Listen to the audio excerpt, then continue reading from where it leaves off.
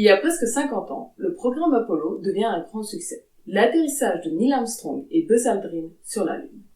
C'était le début d'une exploration sans précédent qui a révolutionné nos connaissances sur la Lune et peut-être nous a permis de découvrir une planète pourtant disparue depuis des milliards d'années, Théa.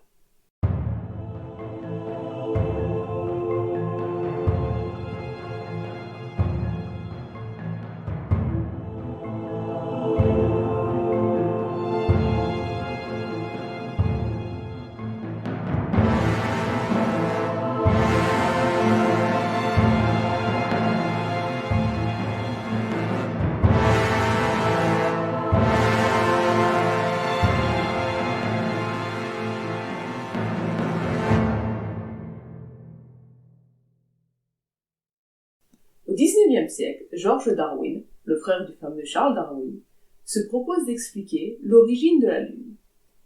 Il suppose que la Terre, primitive, tournait très rapidement sur elle-même, en seulement 2 heures et demie. Elle était alors, selon cette théorie, très aplatie au pôle. Et la force centrifuge était suffisante pour arracher un morceau qui se serait mis en orbite, et cela redonnait la Lune.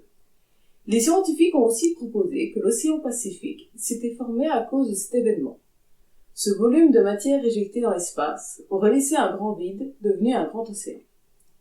Cette théorie était encore très populaire jusqu'au programme Apollo. Mais une autre théorie était aussi en vogue, la théorie de la capture. L'idée est simple.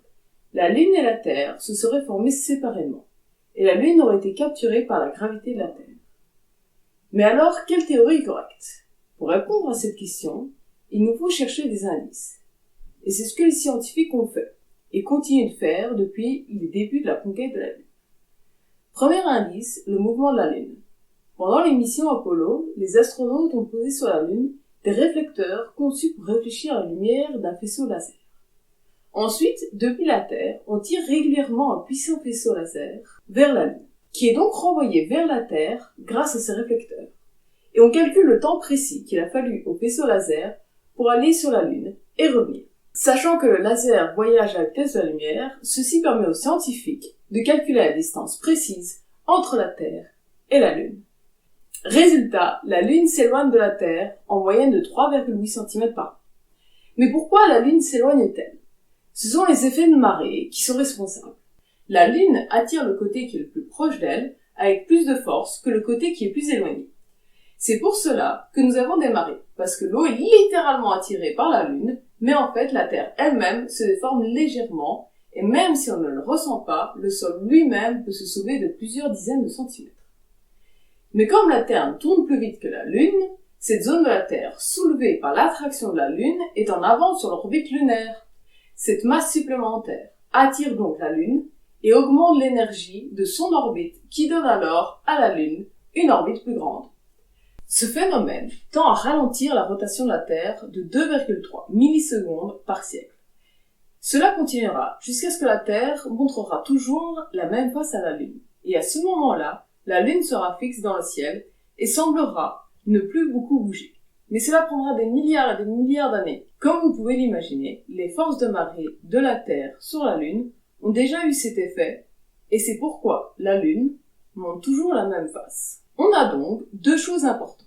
La rotation de la Terre est en train de ralentir et la Lune est en train de s'éloigner. C'est donc qu'il y a plusieurs milliards d'années, la Lune était beaucoup plus proche de la Terre et la Terre tournait sur elle-même bien plus vite que maintenant. Exactement comme le dit la théorie de Darwin. Mais il y a 2 problèmes.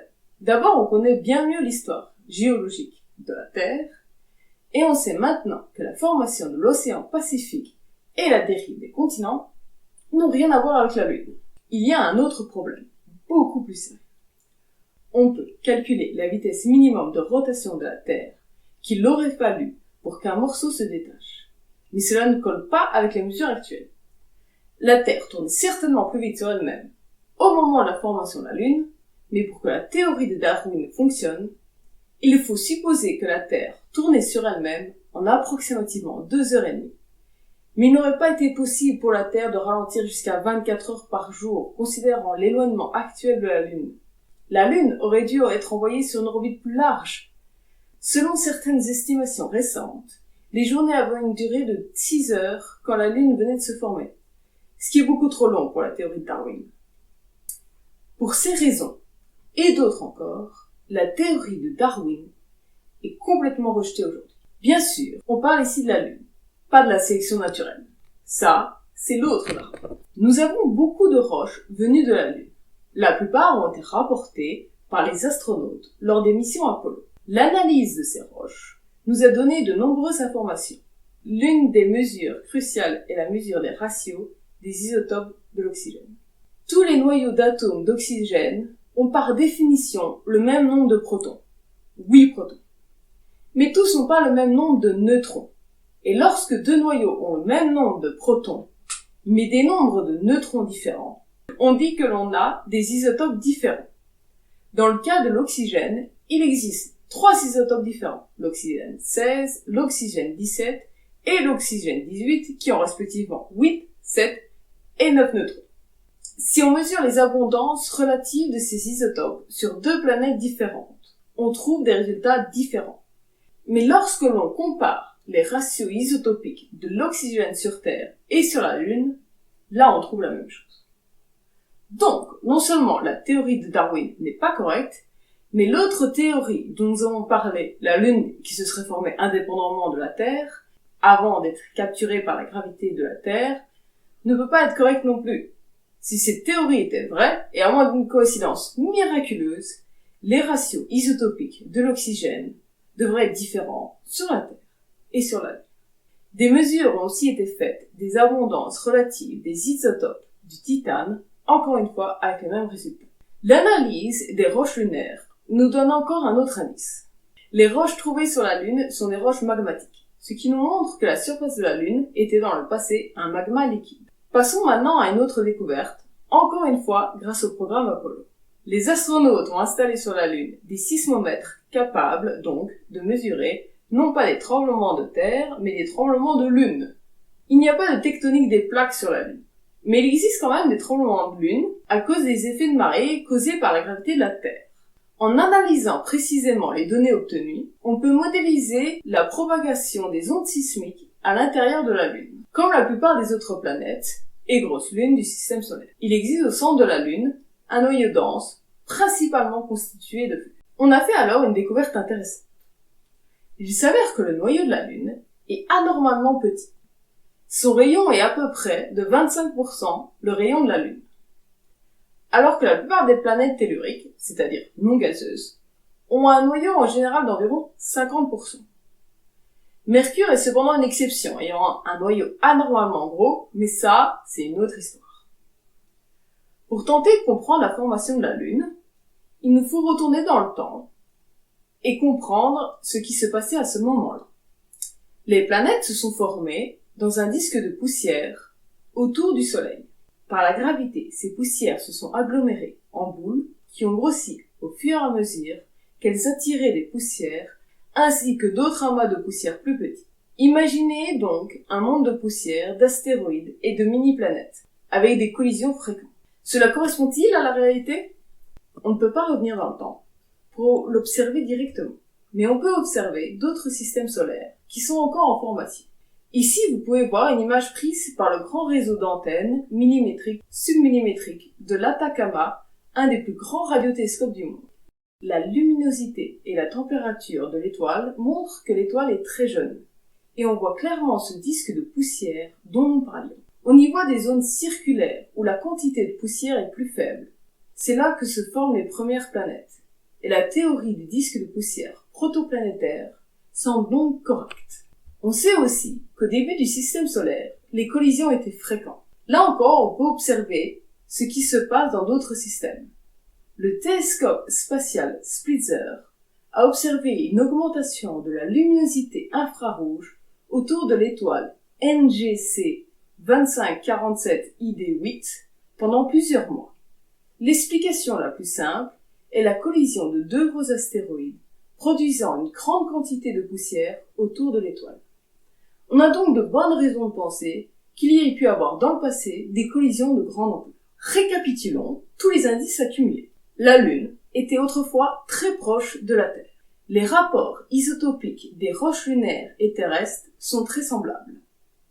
La surface de la Lune était autrefois un magma liquide.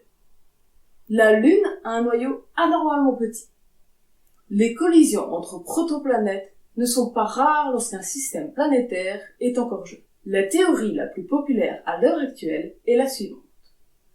Peu de temps après la formation de la Terre, une autre planète de la taille de Mars est entrée en collision avec la Terre. Cette planète est appelée Theia, du nom de la déesse grecque qui a engendré Sélénée, la déesse de la pleine lune. Voici une simulation de Robin Canup, une astrophysicienne qui travaille sur cette théorie. Cette image montre ce qu'il s'est passé 50 minutes après la collision. Les couleurs indiquent la température. Les parties les plus rouges sont les plus chaudes, tandis que les parties les plus bleues sont plus froides. Le noyau de Théa a plongé vers le noyau de la Terre, tandis que le manteau de Théa, c'est-à-dire ce qui est entre le noyau et la croûte, s'est mélangé au manteau de la Terre. Mais on peut voir sur l'image qu'une partie du manteau de la Terre et de Théa est éjectée dans l'espace. Une partie de ces débris reste en orbite, formant un anneau irrégulier autour de la Terre. Ensuite, la force de gravité entraîne l'agrégation de ces débris, ce qui forme une grosse boule de magma autour de la Terre. Ensuite, cette boule de magma se refroidit peu à peu et se solidifie. Elle contient évidemment les mêmes abondances isotopiques que celui du manteau de la Terre, est encore très proche de la Terre mais va s'en éloigner petit à petit, et son noyau est anormalement petit vu qu'il provient en majorité du manteau terrestre et de celui de Théa. Il y a donc peu d'éléments lourds pour former un grand noyau. Cette boule de magma refroidit, et bien sûr, la Lune. Cette vidéo est désormais finie. Si vous voulez vous abonner, c'est ici en bas. Nous avons d'autres vidéos, vous pouvez les voir aussi sur notre chaîne L'Art de la Science. Et on se dit à la prochaine fois.